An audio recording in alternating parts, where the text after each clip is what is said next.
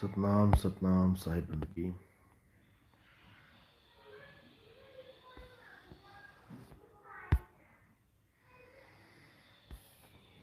कृष्णा स्नेहा दासी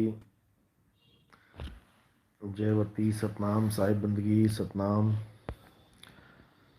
रामदास रमेश कंचन सतनाम।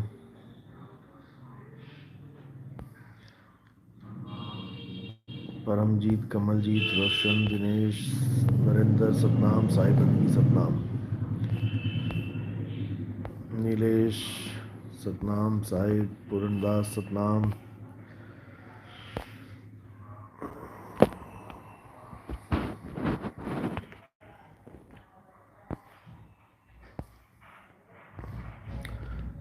तो आज कुछ सवालों के जवाब, कुछ शंका समाधान करेंगे। बहुत दिनों से एक सवाल पूछा जा रहा है व्हाट्सएप पे भी, क्योंकि जो लोग प्रचार कर रहे हैं, सत्संग के माध्यम से लोगों को समझा रहे हैं, उनके भी दिमाग में ये सवाल रहता है। और जो नए भगत हैं वो भी यही पूछते रहते हैं कि क्या हम प्रचार कर सकते हैं, हम बता सकते हैं किसी को। बिल्कुल, आप बिल्कुल आज़ाद हो बताने के लिए। आप सत्संग सुनाएं, आप समझाएं लोगों को, इसमें कोई बंदिश नहीं है। जो ज्ञान आपने हमारे सत्संगों के माध्यम से सुना है, जो ज्ञान आप हमारे सत्संग की वाणियों में सुनते हैं, जो मूल ज्ञान है, आप उसको किसी को बता सकते हैं। जो जिज्ञासु जीव है उसको समझा सकते हैं। क्योंकि अगर इंसान नहीं समझाएगा तो कौन समझाएगा? जानवर जानवर को नहीं समझा सकता, इंसान ही इंसान को समझा सकता है। तो इंसान का फर्ज बनता है कि वो इस ज्ञान को समझाए अपने भाइयों को, अपने दोस्तों को, लेकिन मर्यादा में रह के। मर्यादा भंग नहीं होनी चाहिए। ऐसा ज्ञान समझाना किसी काम का नहीं कि तुम ही ज्ञान से अज्ञान में आ जाओ, कि तुम ही ज्ञान में, अहंकार में डूब जाओ कि मैं समझा रहा हूँ, मैंने समझाया है, मैंने ये किया है, मैंने वो किया है, मैं ये कर रहा हूँ, मैं वो कर रहा हूँ, मैंने 1,000 जीवों को समझा दिया, मैंने 500 को समझा दिया, मैंने 10,000 को समझा दिया। ये सब अहंकार की निशानी है। हम नहीं बोलते कि हमने इतनों को समझा दिया। आज 13वां साल लग गया इस पंथ में प्रचार करते करते। 13 साल हो गए मुझे इस पंथ में। हमने नहीं बोला कि मैंने इतना समझा दिया, मैंने उतना समझा दिया। समझाने वाला परमात्मा है भाई, हम केवल बताने वाले हैं। हम बताते हैं रास्ता, परमात्मा बुद्धि में डालता है कि भाई ये रास्ता सही बोल रहा है, ये सही बता रहा है, इसके साथ हो ले, तेरा कल्याण हो जाएगा। ये परमात्मा जीव की बुद्धि में डालता है। नहीं तो हमारा ही सत्संग सुन के कितने लोग यूट्यूब पे गालियां देते हैं, उनके समझ में नहीं आ रही है, उनके समझ में ये बातें नहीं आ रही हैं। हम उनको नहीं समझा पा रहे हैं। क्यों? क्योंकि परमात्मा नहीं चाहता, परमात्मा ने उन पे दया नहीं करी। क्योंकि अभी उनमें इतनी त्रुटियां हैं, अभी उनमें इतना मैल है कि जब तक वो मैल दिमाग से नहीं जाएगा तब तक उनके समझ में नहीं आएगा। क्योंकि निर्मल ज्ञान तभी समाता है जब मल नहीं रहता है, दिमाग में मल नहीं रहेगा। तो आप बिल्कुल समझा सकते हैं, इसमें कोई बंधन नहीं है।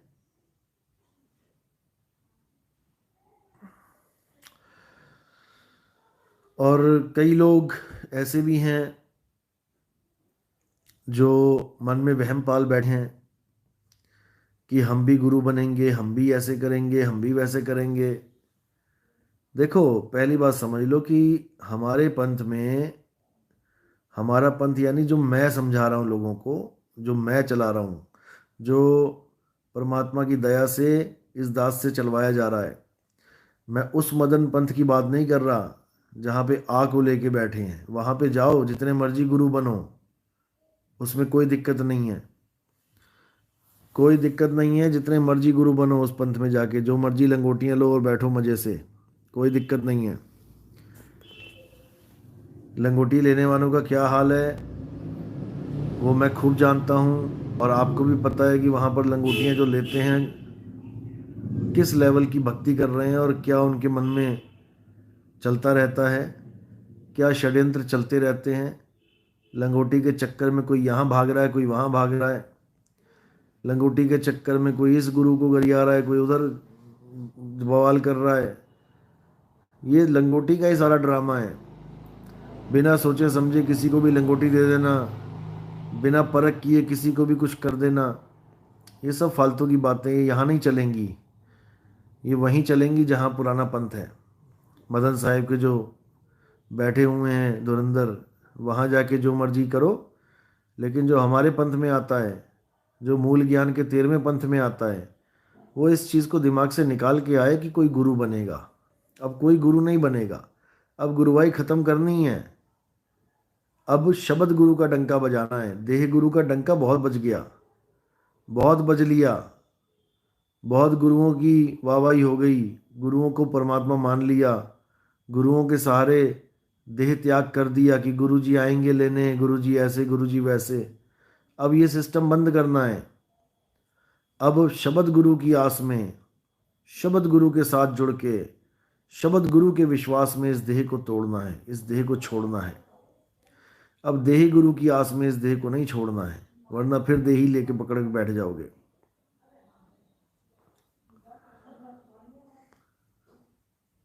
तो इसलिए कोई भी इस पंथ में आना चाह रहा है, कोई भी हमारे ज्ञान को सुन रहा है, समझ रहा है, तो इस गलत फहमी में बिल्कुल ना रहे कि कोई गद्दी वो भी चला लेगा, कोई गुरु बन जाएगा वो। अब कोई गुरु वो नहीं बनेगा भाई, अब चेले बनना है। साहिब इसीलिए कह रहे हैं, जो मिला सो गुरु मिला, चेला मिला ना कोई। जो भी आ रहा है गुरु बनने के लिए आ रहा है भैया, गुरु नहीं बनना है किसी का। अब नहीं तो तुम्हें लेने के देने पड़ जाएंगे। अब चेला बनना है मालिक का, परमात्मा का चेला बनो, भक्ति करो। और गुरु बनो तो किसके बनो? खुद के बनो। खुद को समझाओ कि क्या गलत है, क्या सही है, क्या गलत काम हो रहा है, क्या सही काम हो रहा है। खुद को बताओ। कोई कर्म करते हो तो लिमिट में करो, इतना करो कि जितना तुम सह सको। लिमिट क्रॉस करोगे तुम्हें लेने के देने पड़ जाएंगे। इसलिए गेंद तुम्हारे हाथ में है, दीवार सामने है, प्रकृति रूप। प्रकृति को उतनी ही तेज गेंद फेंको जितनी तुम संभाल सको, और एकदम झटके से फास्ट फेंकोगे तो पलट के तुम्हारे पास उतनी ही वेग से आएगी, फिर तुमसे संभाली नहीं जाएगी। इसलिए ठीक है, अपना ज्ञान को समझो भी, समझाओ भी, लेकिन मन में इस प्रकार का कोई भी सपना लेके मत बैठ जाना कि कोई गुरुवाई करेगा। अब गुरुवाई कोई नहीं करेगा। सत्संग अगर समझा रहे हो तो इसका मतलब ये नहीं कि तुम गुरु बन गए। तुम उस चीज को समझा रहे हो जो खुद तुम्हारी नहीं है, जो तुमने खुद कहीं से प्राप्त की है। जैसे कई लोग ऐसे हैं यूट्यूब चैनल पे बना के बैठे हुए हैं, और भी कई ग्रुपों में कुछ ना कुछ बोलते रहते हैं फालतू बातें कि हम हमारे ज्ञान के आगे कोई नहीं टिक सकता। मैंने ये ज्ञान वहाँ से प्राप्त किया, मैंने ये एक सत्संग उसका सुना तो मुझे पता लगा, मैंने उसका सुना तो। अरे भाई, तो तूने लोगों का सुना, तेरा क्या है? लोगों से सुन सुन के तुमने अपनी जेबें भर ली, तो उसमें तुम्हारा क्या है? तुम्हारा कुछ भी नहीं है। इसलिए अपने होश में रहो, परमात्मा की भक्ति करो। अब गुरुवाई के सपने छोड़ दो और निकलने की बात करो। अब निकलो यहाँ से, इस दलदल में फंस चुके हो, निकलो यहाँ से। तो हमारे पंथ में कोई गुरु गुरु नहीं बनेगा, लेकिन हाँ, हमारे पंथ में प्रचार करने वाले जरूर आएंगे, प्रचार करेंगे, तरीके से करेंगे, सलीके से करेंगे, हर चीज़ को समझाएंगे। जो चीज़ नहीं समझ में आ रही है वो समझाएंगे, अपने ही गुरु भाइयों को समझाएंगे। शिष्यों को समझाएंगे, लेकिन शिष्य बनाएंगे नहीं। शिष्य बनाने वाला फंडा खत्म हो गया है। अब कोई गुरु नहीं बनेगा इस पंथ में। अब ज्ञान अर्जित करके मुक्ति को प्राप्त करेंगे और अपने गुरु भाई की मदद करेंगे अगर वो किसी चीज़ को नहीं समझ पा रहा है तो। और हमारी जो संस्था है कबीर मूल ज्ञान के नाम पे, उसमें भी हम कुछ सर्टिफिकेट्स देंगे, कुछ पत्र देंगे, जो हम जिन लोगों को चुनेंगे कि वो प्रचार करें, वो आगे से आगे बढ़ते जाएं, उनकी सपोर्ट भी की जाएगी और लोगों को समझाने के लिए उनको चयनित भी किया जाएगा, उनका चयन किया जाएगा। लेकिन उसमें कुछ मर्यादाएं भी होंगी, उसमें कुछ नियम भी होंगे। उन नियम को जो फॉलो करेगा वो रहेगा लंबे समय तक हमारे साथ, और जो नियम को तोड़ेगा वो फिर हमारे साथ नहीं रहेगा, और फिर उससे वो जो सर्टिफिकेट होगा वो वापस ले लिया जाएगा। तो ये सब चल रहा है प्रोसेस। अभी इसमें थोड़ा वक्त है, 2023 में ये सब क्लियर कर दिया जाएगा आगे से आगे। लेकिन अब गुरुवाई वाला सिस्टम ख़त्म है। अब केवल सत्संग को समझो, ज्ञान को समझो, और एक भाई समझ के, एक बंधु समझ के अपने ही परमात्मा के जीव को, भाई को समझाने का कार्य करना है। तो इसमें जो आगे आना चाहते हैं वो संपर्क करेंगे, अभी नहीं, जब बताया जाएगा तब, दोबारा इसके बारे में जानकारी दी जाएगी तब। और बहुत से लोग हैं जो शिकायत करते रहते हैं कि आपके कुछ गुरु भाई हैं जिन्होंने वैराग साहिब से नाम ले रखा था, वो ऐसे करने लगे हैं, वैसे करने लगे हैं, अपना अलग पंथ चला लिया है, अब अलग नाम देने लगे हैं। देखो, कोई भी बंदा अगर ऐसा करता है, A to Z कोई भी है, तो वो मर्यादा भंग कर रहा है। मर्यादा भंग करने वालों को लख 84 में जाना पड़ता है, कोई रोकने वाला नहीं है। क्योंकि उन्हीं का मन, क्योंकि मन तो जानता है ना कि क्या सही है क्या गलत है, बंदा क्या सही कर रहा है क्या गलत कर रहा है, उन्हीं का मन उनको पकड़ लेता है। और कोई नहीं है जो आपको पकड़ने आएगा, आप ही का मन आपको पकड़ लेता है गलत काम करने पे, और वही सजा देता है। उसी मन को निरंजन कहते हैं, उसी मन को यमराजा कहते हैं। जम के मुगदर वही मारता है। तो जो भी गलत करेगा वो गलत भरेगा, जो करेगा सो भरेगा। लेकिन हमने उन भक्तों को हमने बचाना है, उन लोगों के चंगुल से निकालना है, उनको सच्चाई बताते चलो कि भाई ये बिना किसी आज्ञा के नाम दीक्षा दे रहा है, या बिना आज्ञा के ये ऐसे ऐसे सत्संग करवा रहा है, और ऐसे कर रहा है, वैसे कर रहा है। ये सब आप बताते चलो, जागृत करते चलो जीव को, कहाँ से इन्होंने ज्ञान प्राप्त किया है और कहाँ ये धोखा दे के बैठे हैं, ये सब बताते चलो। जो जीव जागरूक होगा वो खुद ही अपने आप छोड़ के उसको आ जाएगा, सत्य को पकड़ लेगा। क्योंकि नकली नोट नहीं चलता भाई, नकली माल नहीं चलता, मूर्खों के यहाँ चलता है। नकली नोट मूर्खों के पास चलता है, ज्ञानियों के पास नहीं चलता। जो ज्ञानी जीव होगा वो खुद समझ जाएगा कि ये बंदा हमें भरमाने की कोशिश कर रहा है। ऐसे बहुत से लोग आए हैं मेरे पास, वो कनफुक्के के पास 5-5 हज़ार रुपये दे के, वहाँ पर धोखा खा के, फिर उसी के मुंह से मेरा नाम सुन के, क्योंकि वो मेरे नाम ले लेके गालियाँ दे रहा था, नितिन दास ऐसे, नितिन दास वैसे। तो उसने नितिन दास सुनते ही यूट्यूब पे सर्च किया नितिन दास, तो मैं सामने आ गया। उसने जब सत्संग सुने तो उसने मेरे पास नाम दीक्षा भी ली, और उससे 5,000 रुपये कैसे निकलवाने हैं ये फार्मूला भी पूछा, और मैंने बताया भी। अब देखो, उसने तारीख दे रखी है मार्च की, अगर मार्च में वो पैसे दे देता है वापस फिर तो ठीक है, नहीं तो आगे की कार्रवाई करेंगे फिर। तो ऐसे भी गुरुआ लोग बैठे हैं यूट्यूब पे ठगने के लिए। आपने बिल्कुल सचेत रहना है, क्योंकि आने वाले समय में हमने एक हो जाना है। हम सब एक होके ही इस पाखंडवाद को ख़त्म कर सकते हैं। परमात्मा के नाम पे जितना भी ये ड्रामा चल रहा है, परमात्मा ने कभी नहीं कहा, कभी भी नहीं कहा, राम जी ने कभी नहीं कहा कि मेरी कथाएं सुना सुना के करोड़ों लाखों इकट्ठे कर लो, कभी नहीं कहा।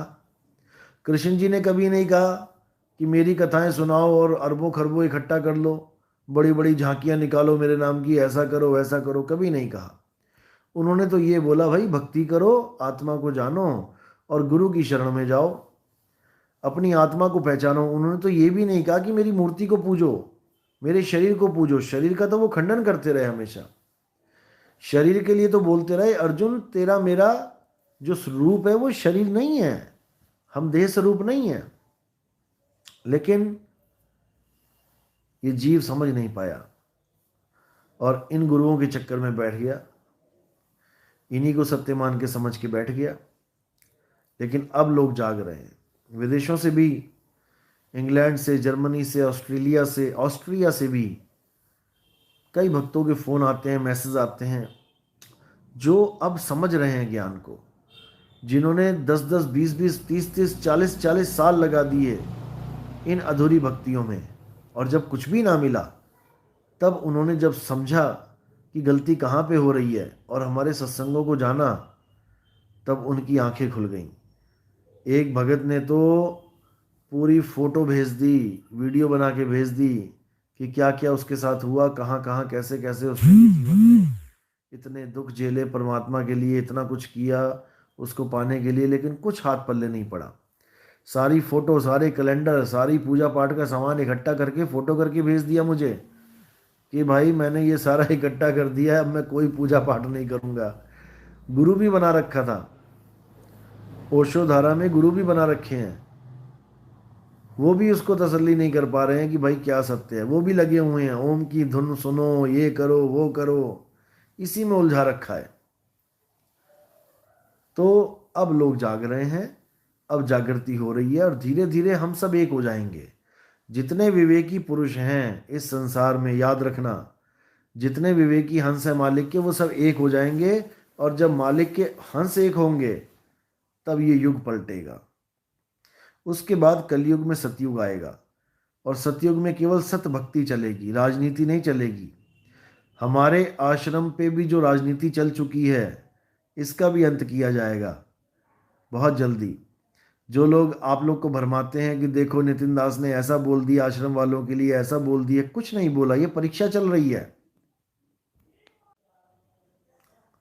भरमाते हैं ये लोग कि नितिन दास ने ऐसा बोल दिया, नितिन दास ने वैसा बोल दिया, ऐसा कुछ नहीं है। ये सब परीक्षा चल रही है और ये परीक्षा ऐसी चल रही है कि ये परीक्षा बहुत ज़रूरी थी।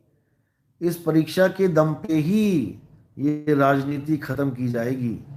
जो हमारे आश्रम में भी राजनीति चल रही है, ये सब राजनीति खत्म होगी और सत्य का राज होगा, पूरे संसार में सत्य का राज होगा। अब समय आ गया है, जब आएगा बीसम बीसा, ना रहेगा ईसा, ना रहेगा मूसा, राज करेगा जगदीसा। तो जगदीसा का राज अब आने वाला है, केवल उसी का डंका बजेगा, बाकी सब किनारे हो जाएंगे, इसमें कोई दो राय नहीं है।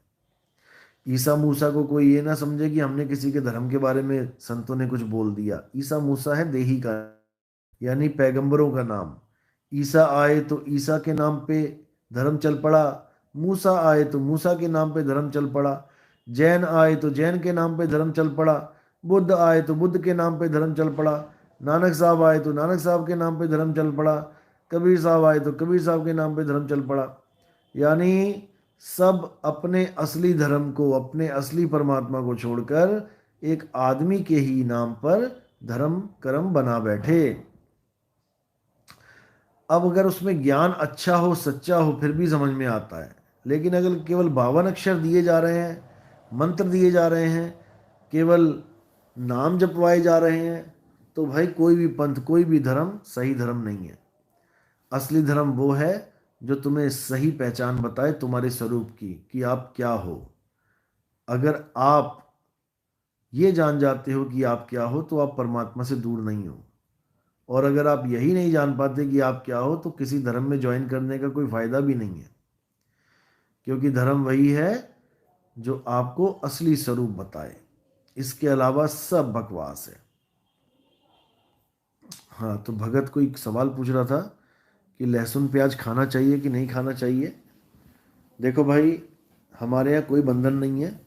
लहसुन प्याज सब्जियों में आता है। आप वेजिटेबल्स के नाम देखोगे तो उसमें लहसुन और प्याज का भी नाम आता है। ये कोई मांसाहार नहीं है कि आपको नहीं खाना चाहिए, बल्कि बहुत सी बीमारियों में तो लहसुन और प्याज का बहुत बड़ा रोल है ठीक करने के लिए। आप लहसुन को कोलेस्ट्रॉल कम करने के लिए यूज़ कर सकते हैं। सुबह सुबह 2-3 फाक खाएं कच्ची, देखो कैसे कोलेस्ट्रॉल कम होता है। प्याज को कई डॉक्टरों ने टीबी के इन्फेक्शन को ख़त्म करने के लिए यूज़ किया है। उसको आप खा भी सकते हैं और उसको आप एज ए मेडिसिन भी खा सकते हैं। आप तड़का भी लगा के खा सकते हैं, ऐसा कुछ नहीं है। ये जितने भी लोग भरमाते हैं कि ऐसे प्याज और लहसुन से ऐसे होता है वैसे होता है, भाई अति, अगर आप अति करते हो किसी चीज़ की वो गलत है। आप उतना यूज़ करें जितना आपको चाहिए, फिर कोई दिक्कत नहीं है। तो इसलिए लहसुन प्याज आप खा सकते हैं, लेकिन अपने हिसाब से खाएं।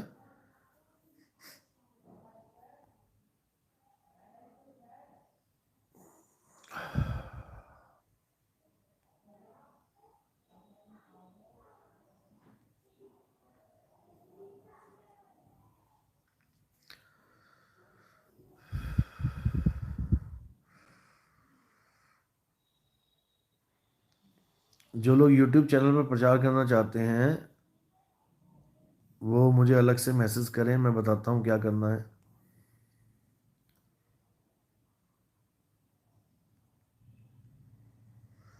देखो, पहली बात तो ये समझ लो कि आपने सबसे पहले जो हमारा चैनल है उसको आप शेयर करो, सत्संग की वीडियो शेयर करो। अगर कोई भी आदमी हमारा सत्संग सुनना शुरू कर देता है सीरियल वाइज, फिर उसे कुछ समझने समझाने की जरूरत ही नहीं रह जाती है। प्रचार का मतलब ये नहीं है मैं बोल रहा हूँ कि मैं आप जाके उसको ABCD से समझाओगे, ऐसा नहीं है। प्रचार का मतलब है कि आप हमारे पहले चैनल को सब्सक्राइब करवाओ और हमारे चैनल को पहले आप शेयर करो, जितने भी आपको लोग जानते हैं।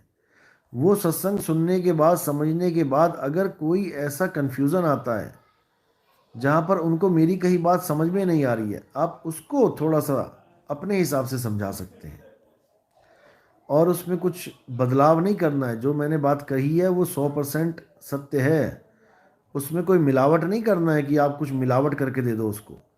हाँ, उसी बात को अपने तरीके से और इजी वे में समझा सकते हो। क्योंकि मैं कई बार, वैसे तो मैंने बहुत ज़्यादा इजी वे में समझा रखा है, लेकिन बाय चांस कभी किसी को नहीं समझ में आ रहा है तो आप, अगर आपके पास कोई और तरीका है तो आप उसको यूज़ कर सकते हो। लेकिन सिद्धांत वही रहना चाहिए, बात 20 की 20 तक ही रहनी चाहिए। बीसम बीसा इसीलिए बोला गया है। और जो कहते हैं ना 19-20 का फर्क है, 19-20 का फर्क ही तो फर्क है। 19-20 का फर्क ही फर्क है। 20-20 यानी पूर्ण सत्य, बीसम बीसा यानी 100%, और 19-20 यानी 100 से कम, यानी फर्क है।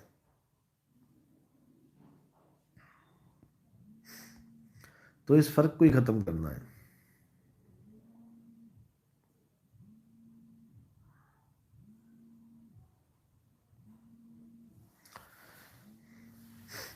तो और भी कोई शंका है तो पूछ सकते हैं।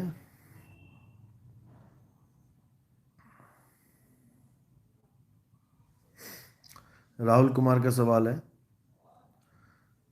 साहिब बंदगी सतनाम, मेरा एक सवाल है कि कैसे पता लगे सुरती बताई हुए स्थान पर स्थिर है, क्योंकि बताए हुए इशारे पर ध्यान करते हैं, कुछ टाइम बाद पता ही नहीं चलता कि सुरती कहाँ है।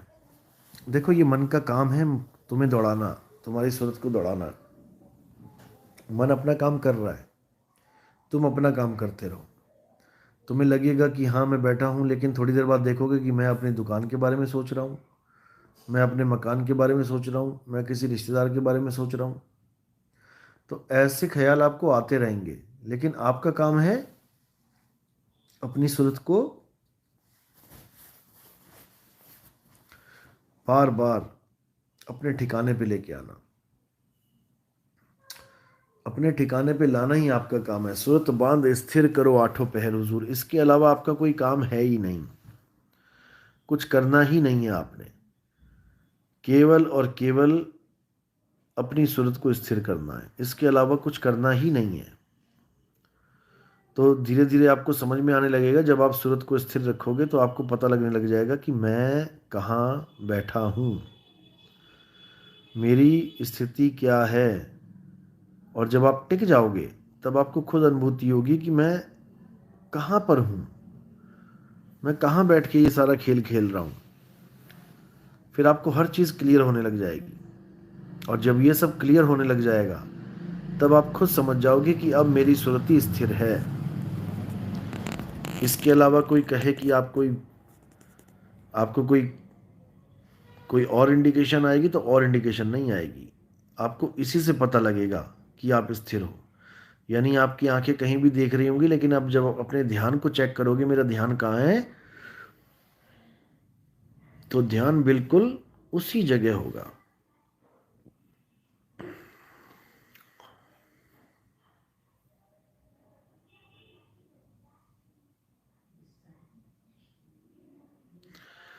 सतिंदर सिंह, गुरुजी मैं आपसे जुड़ना चाहता हूँ पर मेरी मम्मी रोने लग जाती है कबीर के नाम सुन के। भाई ऐसा क्या हो गया, ऐसा कबीर जी ने क्या कर दिया जो उनका नाम सुन के रोने लग जाती हैं? हाँ, कई बार कुछ लोग होते हैं जो गलत फहमी में होते हैं कि मेरा लड़का कबीरपंथी हो गया, अब ये किसी देवी देवता, किसी पीर पैगंबर को, किसी मूर्ति पूजा को नहीं मानेगा। अब मेरा लड़का तो मेरे हाथ से निकल गया, अब ये कोई गलत काम भी नहीं करेगा।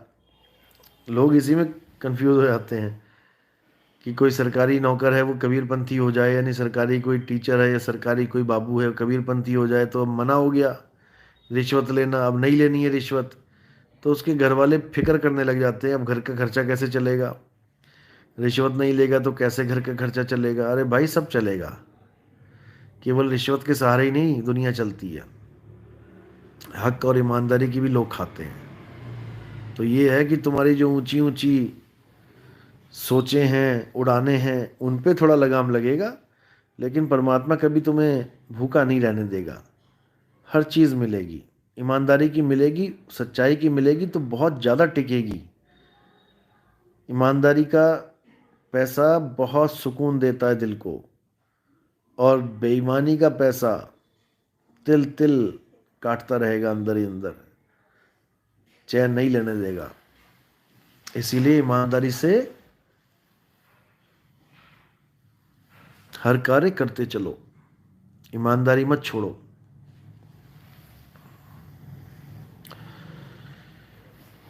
और कोई सवाल है तो पूछ सकते हैं।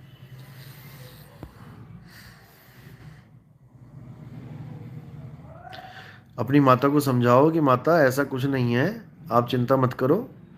कबीर पंथ का मतलब एक सच्चा पंथ, एक सच्चा रास्ता, परमात्मा की भक्ति करने का सही रास्ता।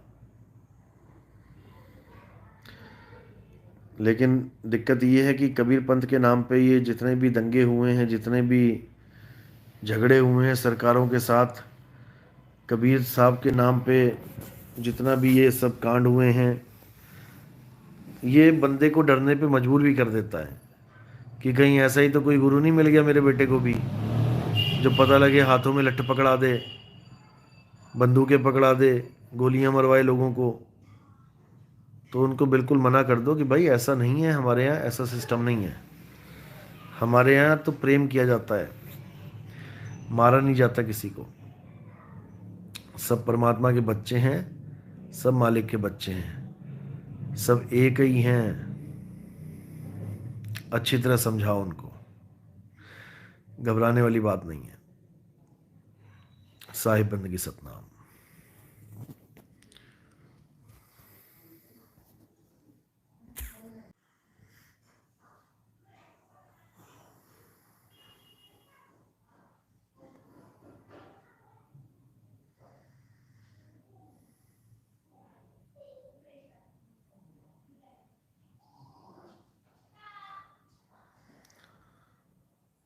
हैप्पी जी ऑस्ट्रिया से बात कर रहे हैं। गुरुजी कबीर जी के दोहे घर पर लिखकर लगा सकते हैं क्या? इसकी भी ज़रूरत नहीं? नहीं, ऐसा नहीं है। देखो, मैंने ये नहीं कहा कि आप किसी की फ़ोटो नहीं रख सकते घर में। फ़ोटो आप किसी की भी रख सकते हो। फ़ोटो तो एक डेकोरेशन होती है। अगर आपने किसी भगवान की फ़ोटो रखी है, ठीक है, घर में सजावट है। अब कहो उस फोटो को आप पूजने लग जाओ कि भगवान जी हैं ये, तो ये भगवान जी तो नहीं है भाई। ये तो मार्केट में बिकी है, तुम खरीद के लेके आए हो। तो अगर ये भगवान जी है तो क्या तुम भगवान को खरीद के ले आए? और वो भी बार्गिन करके। उसने बोला होगा जी 200 की, आपने कहा होगा 150 रुपये में दे दो। 50 रुपये सस्ता ले आए तुम उठा के, उसको तुम भगवान बोलने लग जाओ। 150 रुपये की फ़ोटो से तुम 1.5 करोड़ का लॉटरी टिकट मांगने लग जाओ। भगवान जी मैं लॉटरी लगा रहा हूँ, 1.5 करोड़ की लग जाए मेरी। ये सब बेवकूफ़ी है। ये सब मन के खेल हैं, बच्चों के खेल हैं ये। इसको हटाओ, निकालो। कबीर साहब के दोहे घर में आप लिख सकते हो, लिख जैसे लिखे लिखाए भी आते हैं, आप रख सकते हो। उनको आपने पूजना नहीं है, उनको आपने आते जाते पढ़ना है, देखना है दोहा क्या कह रहा है, ज्ञान की बात बता रहा है, उसको याद रखना है, उसको आचरण में लेके आना है। बहुत हेल्पफुल हो जाता है। कई बार हम देखते हैं दीवारों पे बहुत अच्छी अच्छी चीज़ें लिखी होती हैं।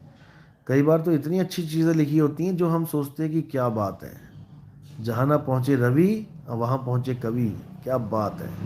ऐसी ऐसी चीज़ें लिखी होती हैं जो हमें बहुत काम की लगती हैं। वो ज्ञान है, आप रख सकते हो, उसको घर में रख सकते हो, कोई दिक्कत नहीं है। कोई दोहे, कोई बाणियाँ, कोई कबीर साहब के शब्द हैं, आप उनको घर में एज ए कैलेंडर के रूप में या एज ए कोई फ़ोटो के रूप में टांग सकते हैं।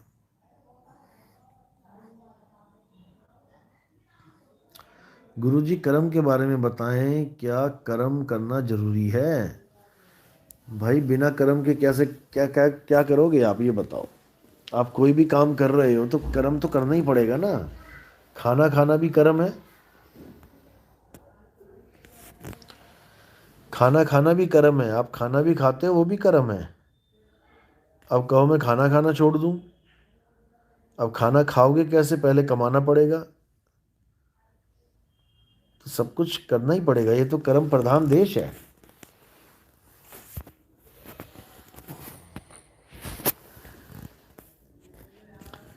ये तो कर्म प्रधान देश है भाई। यहाँ तो कर्म तो करना ही पड़ेगा, तभी तो बात बनेगी आगे। सबको कर्म करना पड़ा, मेहनत का पैसा खाओ, मेहनत की रोटी खाओ।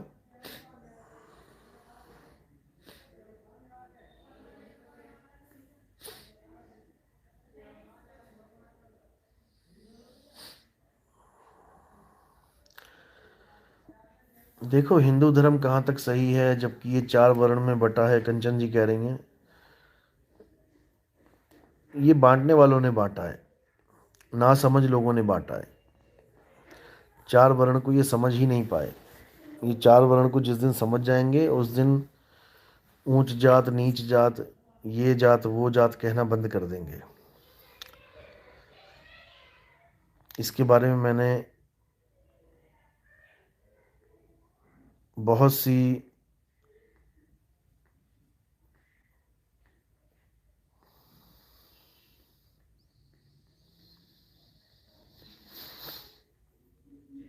वीडियोस बनाई हैं मैंने, आप समझिए। बहुत सी वीडियोस बनाई हैं मैंने इन 4 वर्णों के ऊपर। ब्राह्मण, क्षत्रिय, वैश्य और शूद्र, इन चारों पे मैंने बहुत कुछ बोला है। आप उसको सुनिए, समझ में आ जाएगा। नीता प्रजापति, ईश्वर से प्रार्थना कर सकते हैं। देखो प्रार्थना, ये आपको लगता है कि मैं प्रार्थना करूंगी तो वो सुनेगा। वाणी कह रही है बिन बोले सब कुछ जानदा, किस आगे कीजिए अरदास। बिना बोले ही वो सब कुछ जानता है, किसके आगे अरदास करना चाहते हो? सब जानता है वो। हमें लगता है कि वो नहीं जानता, क्योंकि हम उसे एक आम इंसान से भी गया गुजरा समझ बैठे हैं। एक आम इंसान भी हमारा चेहरा पढ़ लेता है, बिना जाने, बिना हमारे बताए पता कर लेता है कि सुखी हूं कि दुखी हूं।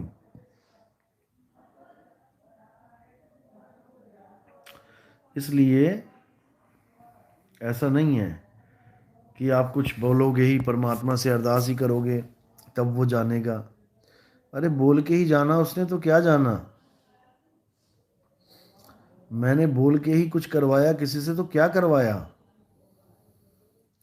बिन बोलिया सब कुछ जानदा, इस पे विश्वास रखो।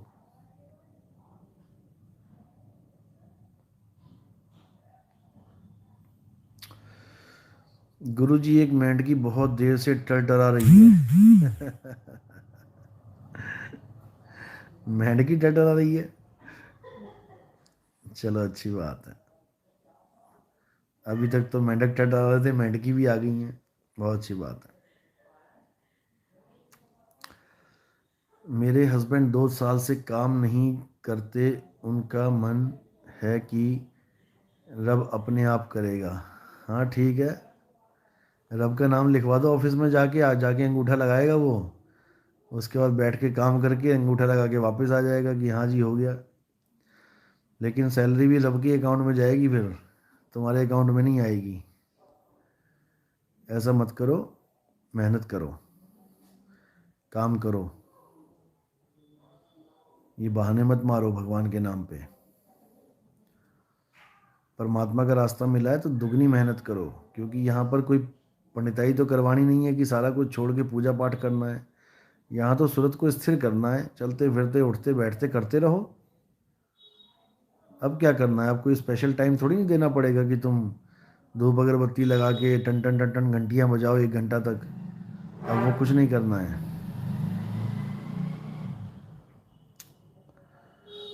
साहिब बंदगी सतनाम। साहिब, ये सूरत भी कई प्रकार की होती है। देखो, प्रकार नहीं होता सूरत का, सुरता तो एक ही है। लेकिन हाँ, वो अलग अलग स्थान पे जाती है तो अलग अलग वर्क करती है। वो कैसे करती है उसका सत्संग में कर दूंगा तो समझ में आ जाएगा। जैसे पानी एक होता है, लेकिन जब वो झरने की तरह गिरता है तो कुछ और आवाज़ आ जाती है उसकी, कुछ और रूप हो जाता है। जब वो एक नॉर्मल नदी की तरह बहता है तो कुछ और आवाज़ आ जाती है। जब वो पहाड़ों पे से टकरा के गिरता है तो कुछ और आवाज़ हो जाती है। तो ऐसे ही अलग अलग रूप हैं, अलग अलग, लेकिन सुरता एक ही है। काम करने के तरीके अलग अलग हैं।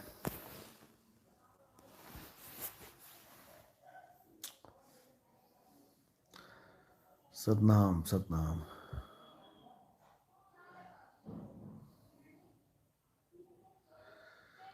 मेरे हस्बैंड 2 साल से घर बैठे हैं, वो कहते हैं कि भगवान अपने आप मुझे काम पे लगवा देगा। भाई, इंटरव्यू दो जाके, अपने आप कुछ नहीं होता है। तुम एक कदम चलोगे, वो 100 कदम आएगा तुम्हारे पास। इसी प्रकार दुनियावी काम भी हैं। आप मेहनत करो, वो अपने आप ही रास्ते खोलेगा। बिना मेहनत किए कुछ मिलने वाला नहीं है।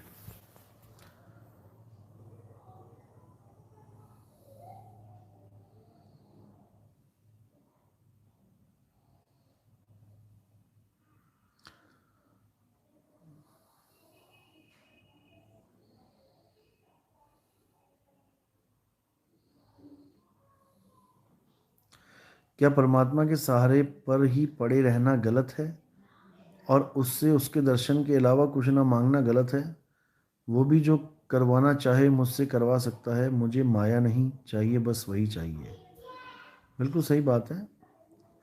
परमात्मा के सहारे पड़े रहने का मतलब है कि आप वो चीज़ मालिक पे छोड़ दो जो आप प्राप्त करना चाहते हो।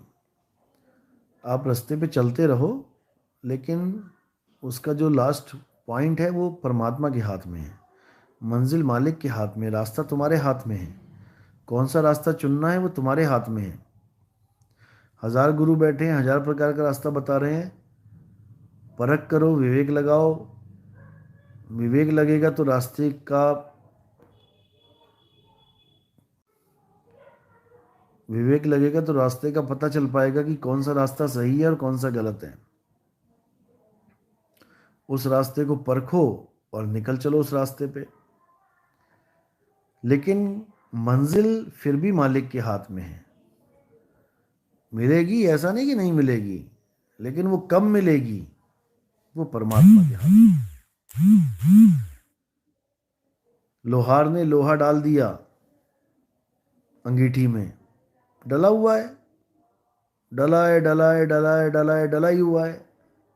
धीरे धीरे धीरे गर्म हो रहा है, हो रहा है, हो रहा है, होते होते होते होते होते जब पूरा लाल हो जाएगा, आग की तरह लाल, तब हथौड़ा पड़ेगा। और जब हथौड़ा पड़ेगा तब आकार बदल जाएगा। कागा से हंसा किया, फिर कागा वाला आकार नहीं रह जाएगा, फिर हंस वाला आकार आ जाएगा हथौड़ा पड़ते ही।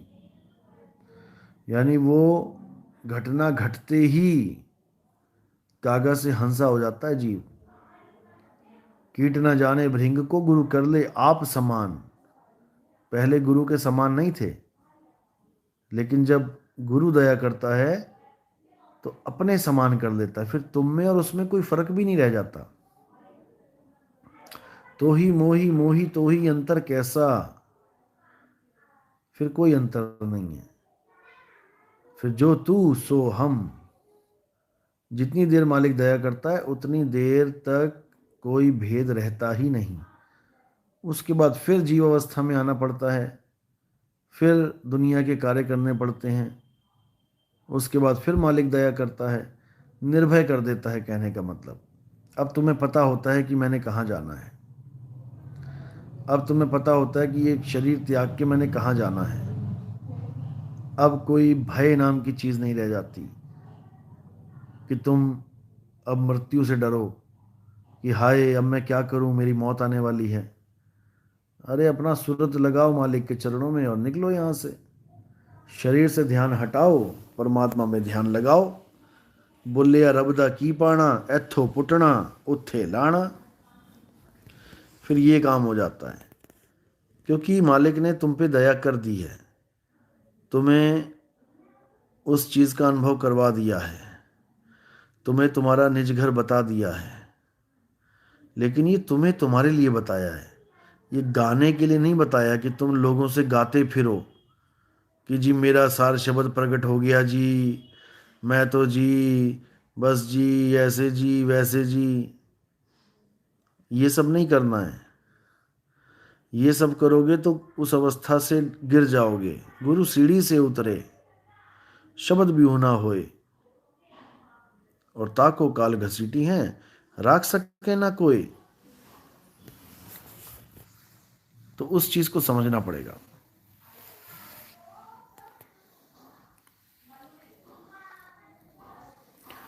लेकिन बहुत दुख होता है जब ऐसे करते हैं लोग।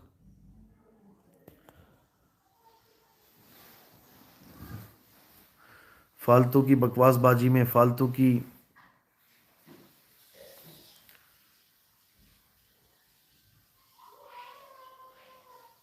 बातों में उलझ जाते हैं।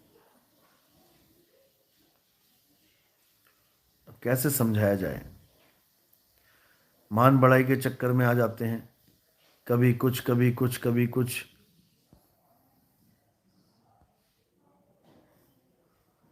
समझने को तैयार नहीं। भक्ति करो, अपने लिए करो। कुछ प्राप्ति हुई है तुम्हें, तुम्हारे लिए हुई है, अपने लिए, किसी और को बताने के लिए नहीं हुई है।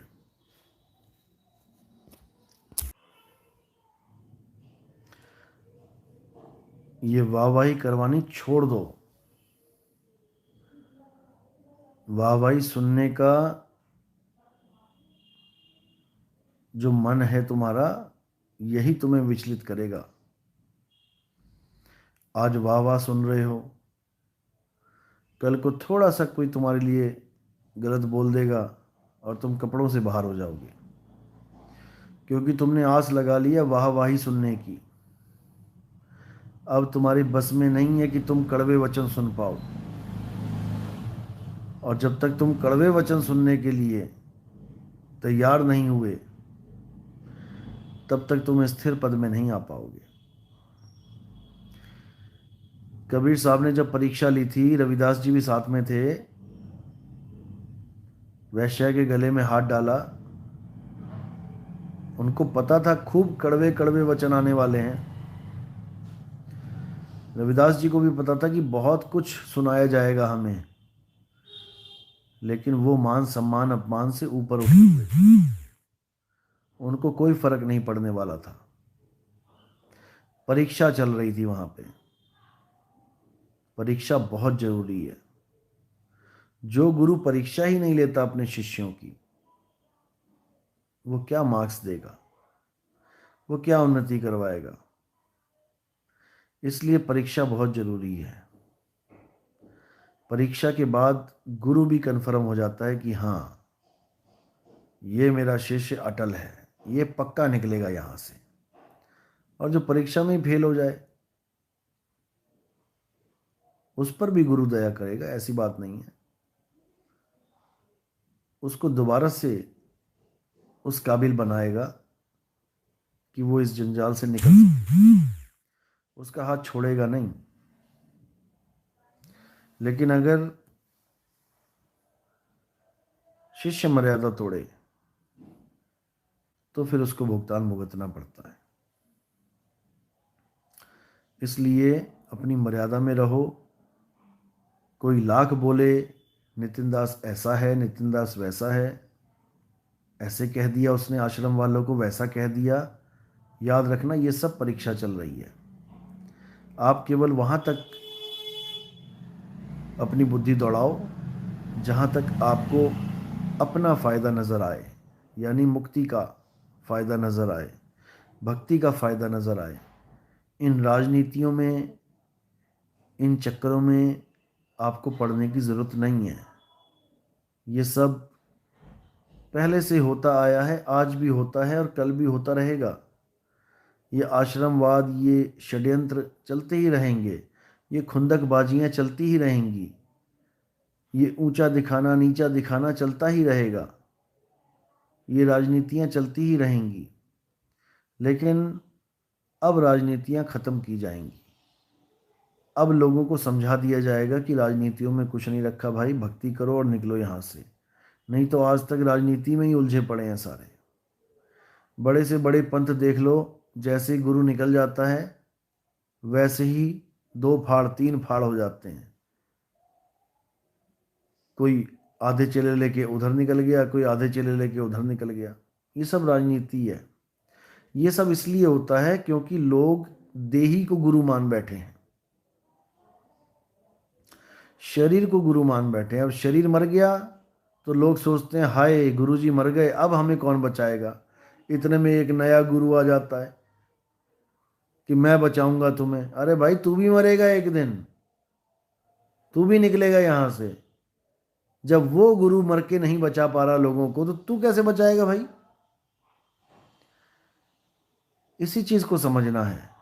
जब तक ये चीज खत्म नहीं हो गई,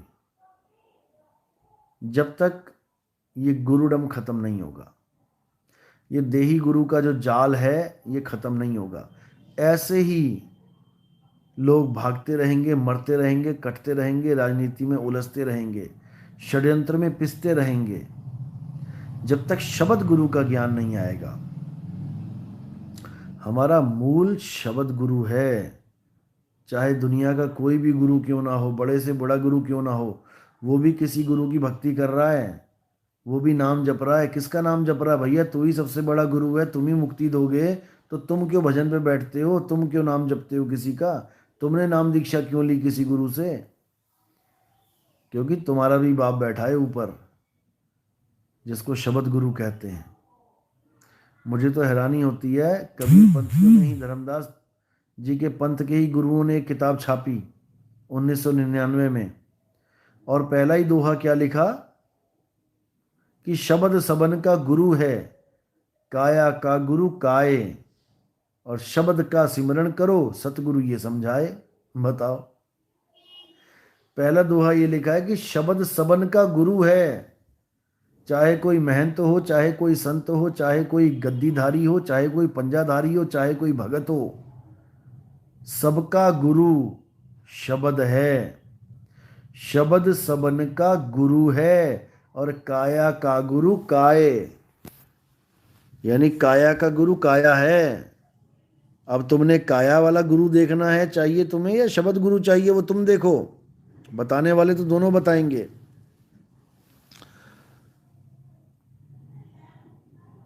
तो जिन्होंने ये छापा वही लोग नहीं समझ पाए कि हमने क्या छाप दिया। उन्हीं का महात्मा एक सत्संग में क्या बोल रहा है, उन्हीं का गुरु, कि ऐसा शब्द गुरु अवध गुरु कुछ नहीं होता। कहता सार शब्द कुछ नहीं होता है, कुछ नहीं होता है सार शब्द। सार शब्द के नाम पे धोखा दिया जा रहा है। सार शब्द नाम की कोई चीज नहीं होती, बताओ। अपने ही ग्रंथ में छाप रखा है। और अगला दोहा क्या है? अगला दोहा है कि जग मर्यादा कारणे गुरु किया रामानंद, अरे शब्द हमारा गुरु है सदा हमारे संग। अब इसमें भी शब्द हमारा गुरु है सदा हमारे संग, शब्द गुरु की महिमा है। यानी शुरू में ही शब्द गुरु की महिमा छाप दी, और फिर क्या बोल रहे हैं कि ऐसा कोई गुरु गुरु नहीं होता है, हम ही गुरु हैं, हम ही गुरु हैं, हम ही पूजो, हम ही हैं सब कुछ। शब्द गुरु को जीरो कर दिया। तो इन लोगों की दुर्गति होगी। ये वही गुरुआ लोग हैं जो 184 में भटकेंगे, धक्के खाएंगे, क्योंकि बेटा बेटुआ छूट नहीं रहे इनसे। बेटा बेटियां छूट नहीं रहे हैं, अपने बेटों को, अपने लड़कों को गद्दियां देते फिर रहे हैं। इनकी पूरी संगत में एक भी चेला ऐसा नहीं है जिसको ये गद्दी दे दें। गद्दी देने के लिए इनको शादियां करनी पड़ती हैं, भोग विलास करना पड़ता है, तब जाके गद्दीधारी पैदा करते हैं ये लोग। वो भी पता नहीं कैसा आ जाए, निकम्मा आगे जाए तो निकम्मे को ही गद्दी पकड़ा देंगे। ये हाल है इन लोगों का। केवल कबीर साहब के नाम पे रोटियां सेकनी है, केवल कबीर साहब के नाम पे ये पाखंडवाद करना है। उसके बाद इतने झगड़े हैं, इतने झगड़े हैं, इनके अपने झगड़े सॉल्व नहीं हो पा रहे, लोगों के झगड़े तो क्या करेंगे ये। और सब आश्रमवाद के झगड़े, मेरा आश्रम, मेरी जमीन, मेरा पैसा, मेरा ये, मेरा वो। और कहां से आया? सब संगत का माल, सब संगत का माल, लोगों के पैसे, उस पे भी झगड़े।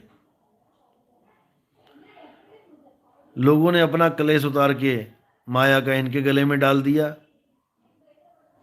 अब ये बेचारे माया के चक्कर में उलझे पड़े हैं, बने बैठे गुरु हैं। दुर्गति होगी। ये गलतफहमी में कोई भी ना रहे कि मैं तो गुरु पद पे बैठ गया, अब मेरी छुट्टी, अब मेरे कर्म नहीं देखे जाएंगे। भाई तुझे सबसे पहले पकड़ा जाएगा, हर कर्म का हिसाब होगा। इसलिए कर्म उतने करो जितने का हिसाब तुम दे सको। ऐसा कर्म मत करो जो तुमसे भुगता ही ना जाए। हर कर्म की एक लिमिट बनाओ। कोई भी कर्म कर रहे हो उसकी लिमिट बनाओ कि ये लिमिट है, इस लिमिट को मैंने क्रॉस नहीं करना है। फिर तो समझ में आता है। अब तुम हर काम में अनलिमिटेड ही कर दो, कोई भी तुम मजाक भी किसी से कर रहे हो तो लिमिट में करो। बस इतना करो कि उसको बुरा ना लगे। मजाक करो कोई बात नहीं, लेकिन ऐसा करो कि सामने वाले को बुरा ना लगे। अगर उसको बुरा लग गया और उसका दिल दुख गया तो अब तुम्हारी खैर नहीं है, तुम्हें उसका हिसाब देना पड़ेगा। कोई भी काम है लिमिट में करो। एक लक्ष्मण रेखा खींच दो कि इससे आगे मैं नहीं निकलूंगा, इससे आगे मैं नहीं जाऊंगा। तब तो समझो कि तुम्हारा जीवन सुखमय रहेगा, नहीं तो तुम्हें कर्मों का भोग भोगना ही पड़ेगा।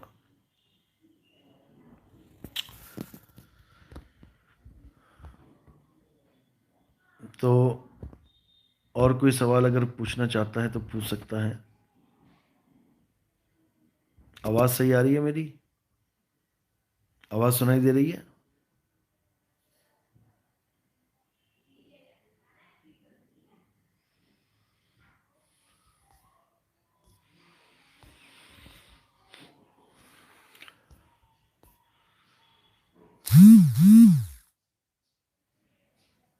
चलो अच्छी बात है।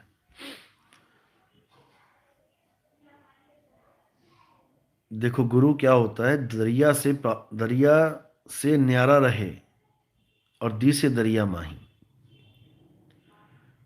वो देखने में लगता है कि हाँ हमारी तुम्हारी तरह ही खा रहा है, पी रहा है, चल रहा है, लेकिन सूरत उसकी कहाँ होती है? अपने मूल में होती है। वो शरीर छोड़ने के लिए हमेशा तत्पर रहता है। उसका काम ही यही होता है कि इस काया में जो काम करने के लिए आया है वो इस काया में करके निकले यहाँ से। उसका काम ही यही होता है। सतनाम सतनाम।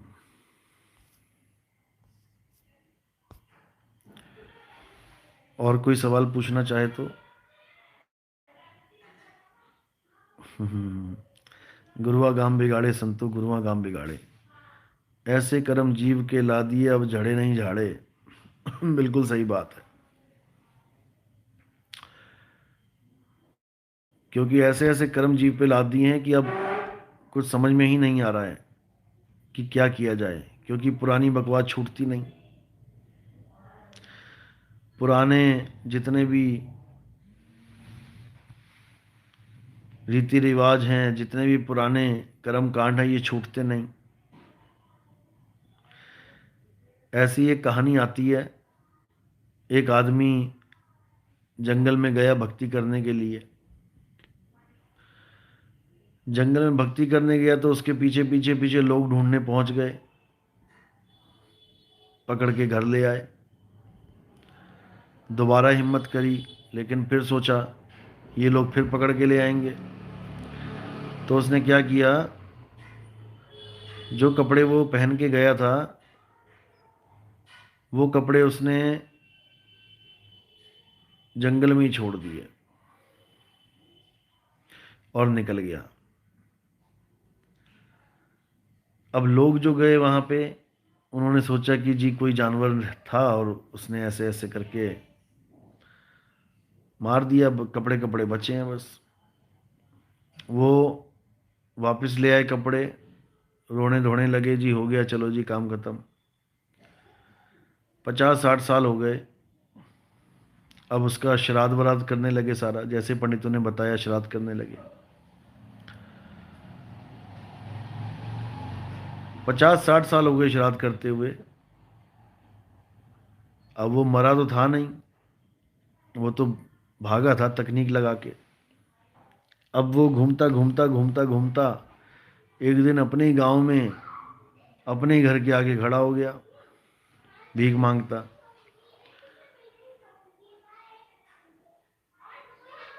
तो घर वालों को उसने पहचान लिया। उस दिन श्राद्ध ही चल रहा था। तो उसने देखा कि उसी की फोटो लगा के श्राद्ध का सारा प्रोग्राम चल रहा है। तो उसको बड़ा अचंभा हुआ। उसने कहा भाई ये श्राद्ध किसका कर रहे हो? तो उसका नाम लेके कहते फलाना फलाना जी हमारा पितर है, वो एक्सपायर हो गया तो उसके नाम का श्राद्ध दे रहे हैं।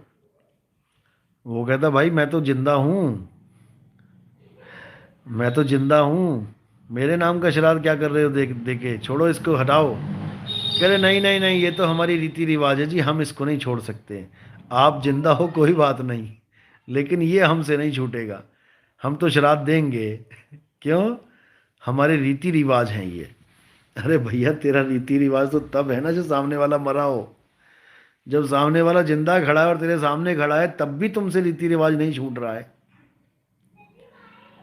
वो कह भी रहा है कि मैं तो जिंदा हूं, ये श्राद्ध जा कहाँ रहा है, मेरे पेट में तो गया नहीं कि इसको श्राद्ध दे के मेरे पेट में चला जाएगा। तुमने पितरों को अन्नदान दे दिया, वो पितर तो सामने खड़ा है तुम्हारा जिंदा, मेरे पेट में तो कुछ जा नहीं रहा।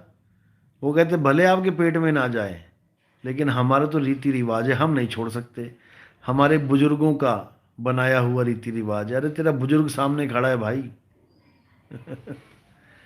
तो ये नहीं छूटते। ये गुरुआ गाम बिगाड़ा संतो, गुरुआ गाम बिगाड़ा गरीबदास जी ने इसीलिए बोला है। इन गुरुआ लोगों ने ही गाम बिगाड़ा है, सारा काम खराब कर दिया। क्या बताना था, क्या बता के चले गए। परमात्मा की बात बतानी थी, मालिक की बात बतानी थी, कहाँ उलझा के चले गए। अभी भी समय नहीं बिगड़ा है, अभी भी बहुत कुछ हो सकता है अगर हम विवेक जगाएं, अगर हम सत्य असत्य का निर्णय करें। अभी भी कुछ नहीं बिगड़ा है, बड़े आराम से हम सत्य को पा सकते हैं, अभी भी हमें मौका है। लेकिन अगर एक बार इंसानी चोला निकल गया, फिर ये मौका नहीं है। फिर तो 84 में जाना पड़ेगा और ऐसी ऐसी जूनों को भुगतना पड़ेगा कि आप सोच भी नहीं सकते। और ये सब आप ही को भुगतना पड़ेगा, हम सबको ये कष्ट भुगतना पड़ेगा। इसलिए इसको बिल्कुल हल्के में मत लेना, हल्के में मत लेना कि जब आएगी देखी जाएगी। बेटा देखी नहीं जाएगी, फिर सही जाएगी। देखी तो आज जा सकती है। देख लो, किसी शेर को हिरण के पीछे भागते देख ही रहे हो ना। यहाँ तो देख रहे हो, देखी जाएगी, लेकिन वहां सही जाएगी। जब तुम्हारे पीछे भागेगा कोई शेर, तुम्हारी हालत खराब कर देगा। जिंदा कोई फाड़ के खा लेते हैं शेर। अगर ये सब सहने के लिए तैयार हो तो ठीक है, जो मर्जी करो, जो मन में आए करो। मूर्ति पूजा करो, मंदिरों में जाओ, जहां मर्जी जाओ, मस्जिदों में जाओ, अल्लाह अल्लाह पुकारो। लेकिन अल्लाह अल्लाह पुकारने से अल्लाह नहीं मिलेगा, राम राम पुकारने से राम नहीं मिलेगा, वाहेगुरु करने से वाहेगुरु नहीं मिलेगा। उसका एक भेद है, उसका गुप्त भेद है। राम को पाना है या राम का नाम जपना है, ये आपने सोचना है। अल्लाह को पाना है इसी जन्म में, या केवल अल्लाह अल्लाह करके अपने आप को एक मुसलमान सिद्ध करना है, ये आपने सोचना है। वाहेगुरु को पाना है इसी जन्म में, या केवल वाहेगुरु वाहेगुरु करके आपने एक सिख होने का फर्ज निभाना है कि हाँ जी, सिख धर्म में वाहेगुरु वाहेगुरु जपा जाता है, मैं तो वाहेगुरु वाहेगुरु ही जपूंगा। अगर ये करना है तो आपकी मर्जी है। लेकिन अगर वाहेगुरु को पाना है, फिर आपको ध्याना पड़ेगा, जपना नहीं पड़ेगा। जपना और ध्याना, इन दोनों में जमीन आसमान का अंतर है। हृदय नाम ध्याओ, घर बैठे प्रभ पाओ। हृदय में नाम ध्याओ, तब वो मिलेगा। और वो कहीं दूर नहीं है कि उसको पाने के लिए तुम्हें बसों की टिकटें लेनी पड़ेंगी, ट्रेन की टिकटें लेनी पड़ेंगी, कि कहीं दर्शन करने के लिए बर्फ़ों पे चढ़ना पड़ेगा, पहाड़ों पे जाना पड़ेगा। वो पहाड़ों पे विराजमान नहीं है, वो तुम्हारी आत्मा में विराजमान है। आत्म मही राम, राम मही आत्म, चीनस गुरमुख विचारे। वो राम तुम्हारी आत्मा में विराजमान है, बस तुम उसको ढूंढो तो सही। तुम्हें 100% मिलेगा, यकीन करो। जिसको भी मिला है आत्म राम में ही मिला है। जिसने भी पाया, अपनी आत्मा में परमात्मा को पाया है। संतों की बाणियां पढ़ो, देखो क्या बोला गया उसमें, हर चीज समझ में आएगी। तो ये भटकना छोड़ दो, भरमना छोड़ दो, और परमात्मा के नाम पर एकाग्र हो जाओ। दुनियादारी को त्यागो और परमात्मा के नाम पे एकाग्र हो जाओ। धीरे धीरे खुद समझ में आ जाएगा कि कहाँ पे गलती हो रही है। ठीक है।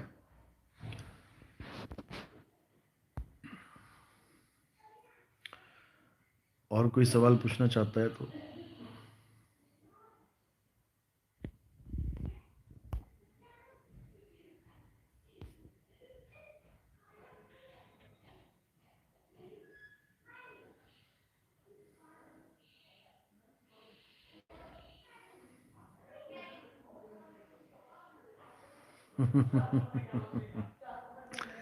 हैप्पी। लेकिन गुरुजी, माया में जाए तो माया अपनी तरफ खींच लेती है। मुझे इस पागलपन से मुक्त होना है, मुझे नहीं खेलना। और ऊपर वाले प्रश्न मेरी ही वाइफ पूछ रही है, मुझे नहीं चाहिए माया, दुखी कर रही है माया। देखो, माया को कैसे जीता जाता है? माया में रहकर, माया को समझ के। रहना तो माया में है, क्योंकि काया भी माया ही है। इस काया में रहकर इस काया को समझना है, इस माया में रह के माया को समझना है। यानी गुड़ तो खाना है, मक्खी गुड़ खाएगी, लेकिन गुड़ पे बैठ के गुड़ को नहीं खाना है। किनारे बैठ के, किनारे बैठ के गुड़ को खाना है। जो मक्खी गुड़ पे बैठ के गुड़ को खाती है वो फिर उड़ नहीं पाती है, वो वहीं झक मारती रह जाती है। इसलिए गुड़ को खाओ, लेकिन उड़ने की भी होश रखो कि गुड़ को खा के उड़ना भी है, तब स्वाद लगेगा गुड़, जब जाओगे उड़। और अगर उसमें फंस गए तो वही गुड़ नाश का कारण बन जाएगा, चिपका लेगा टांगों को, वहीं फंसी फंसी फंसी मर जाएगी। इसलिए माया में तो रहना है, लेकिन लिप्त नहीं होना है। इसको समझ लो। हर कार्य होश में करना है। कितना करना है, कैसे करना है, ये खुद से, अपने बल से, अपने इच्छा शक्ति से इसकी हद आपने खुद बनानी है कि मैं कितनी गहराई में जा सकता हूँ पानी में, कि मैं वापस ऊपर भी आ जाऊँ। ऐसा ना हो कि मैं नीचे जाता चला जाऊँ और सारी सांस वहीं ख़त्म हो जाए, ऊपर आने का मौका ही ना मिले। इसलिए लिमिटेशंस आपने खुद बनानी है कि मैंने कितना लिप्त होना है माया में, जितना मैं छोड़ सकूं। मैंने कितना कष्ट सहना है, जितना मैं सह सकूं। तब समझ में आएगा। माया को छोड़ना इतना आसान नहीं है। माया छूटती है अपने विवेक से। 1,00,000 रुपए, 1 करोड़ रुपए मानो, 1 करोड़ रुपए किसी के घाटा हो गया, नुकसान हो गया, 2 लोगों का। एक ने तो सह लिया, सोचा अरे ये तो पैसा है, आना है जाना है, लगा रहना है, मैंने कौन सा यहाँ से, मैं कौन सा लेके आया था इस दुनिया में और कौन सा मैं लेके जाऊंगा, यहीं से कमाया था यहीं लग गया, मेरा होता तो मेरे पास रहता, किसी और का था उसके पास चला गया, ये तो हाथों की मैल है। इतना कह के उसने माया से पल्ला झाड़ लिया। माया उसका कुछ नहीं बिगाड़ पाई। और एक आदमी दिन रात यही सोचता रहा, हाय 1 करोड़ चला गया, हाय 1 करोड़ चला गया, हाय 1 करोड़ चला गया, जबकि उसके बैंक में 2, 4, 5 करोड़ और पड़े हैं। वो उसी में सोचता सोचता सोचता बेचारा डिप्रेशन में चला गया और पागल बन गया, पागल हो गया, गलियों में घूमने लगा, कपड़े फटने लग गए, लोगों को पत्थर मारने लगा और बर्बाद हो गया। वही 1 करोड़ रुपया माया एक आदमी का कुछ भी ना बिगाड़ पाई और एक को पागल बना के घुमा दिया। यही माया का खेल है। ये तुम्हारे ऊपर डिपेंड करता है, ये तुम्हारे ऊपर डिपेंड करता है कि तुमने माया को कैसे टैकल करना है।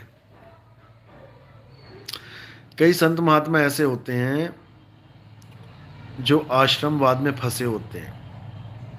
इतना आश्रम चाहिए, उतना आश्रम चाहिए, एक में भी संतुष्टि नहीं होती है। दूसरों के आश्रम हथियाने के लिए नकली कागजात, फर्जी एफिडेविट, उसके बाद धोखे से अंगूठा लगवाना, कुछ का कुछ बोल के कि जी तुम्हारे यहाँ एक हैंडपंप लगवाना है आश्रम में, तो उसके लिए आपको अंगूठा लगाना पड़ेगा, तब आपके यहाँ एक सरकारी हैंडपंप लग जाएगा। अब वो अनपढ़ बंदा है बेचारा, जिस आश्रम का मालिक है, जो उस आश्रम के मालिक से, उस बूढ़े से, उस अंधे से अंगूठा लगवा लिया जाए कागज पे, एफिडेविट पे, कि तुम्हारे यहाँ सरकारी नल लग जाएगा। उसका आश्रम अपने नाम करवा लिया जाए अंगूठा लगवा के धोखे से, और जब वो चला जाए तब कोर्ट कचहरी करके अगर कोई रुकावट बने तो वो आश्रम उनके कब्जे में। ऐसे भी लोग पड़े हैं। ऐसे लोगों का अगर अपना ही आश्रम बर्बाद हो जाए, अपना ही आश्रम कोई और हड़प ले, ये गुरुआ लोग, इनकी हालत खराब हो जाएगी। इनको परमात्मा परमात्मा भूल जाएगा सब, और ये ऐसे ही धक्के खाते फिरेंगे। इन गुरुओं की बात कर रहा हूं मैं, जो धोखे से साइन करवा लेते हैं लोगों से। इनके दिलो दिमाग में माया है, चेले को भी नहीं छोड़ेगी, गुरु को भी नहीं छोड़ेगी माया। और एक गुरु ऐसा है जिसको उन्हीं के आश्रम में षड्यंत्र करके पूरा दाव पेच खेल के उसको आश्रम से निकाल दिया गया। कुछ भी नहीं बचा उसका, जीरो। कहीं जाएगा भी तो जीरो से शुरुआत करेगा। उसको माया विचलित नहीं कर पाएगी अगर वो अपने ऊपर संयम रखेगा, अगर वो इस सत्य को स्वीकारेगा कि मैं इस दुनिया में आया था केवल परमात्मा को पाने के लिए, ना कि मैं किसी आश्रम का गुरु बनने के लिए या आश्रम का मालिक बनने के लिए आया था। कोई भी भगत, जितने भी ये गद्दियों पे बैठे हैं, कोई भी ये सोच के नहीं आता कि मैं किसी आश्रम का मालिक बनूं, मैं चौधरी बनूं। सब परमात्मा को पाने के लिए अपना घर बार छोड़ते हैं, सब परमात्मा को पाने के लिए गुरु धारण करते हैं। ये तो माया का खेल इनके सिर पे चढ़ के बोलता है जब ये माया को चढ़ने देते हैं सिर पे। जब आश्रम में जाके इनको दाव पेच समझ में आते हैं कि आश्रम में भी कोई भगत नहीं बैठे हैं, यहाँ पर भी सब राजनीतिक बैठे हैं, पॉलिटिक्स चल रही हैं। उसको कैसे नीचा दिखाना है, उसको कैसे नीचा दिखाना है, उसको कैसे नीचा दिखाना है, ये तिड़क-झाम चलते ही रहते हैं। ये आश्रम कैसे अपने नाम करवाना है, ये प्रॉपर्टी कैसे अपने नाम करवानी है, कारें कैसे अपने नाम करवानी है, इसी में दिमाग चलता रहता है। तो वो लोग उलझ जाते हैं। और जिसको इस आश्रमवाद से कुछ लेना देना ही नहीं है, जिसको पता है मैं और मेरा परमात्मा, चाहे जंगल में रखे चाहे मंगल में रखे, उसको इन चीजों से कोई फर्क नहीं पड़ता।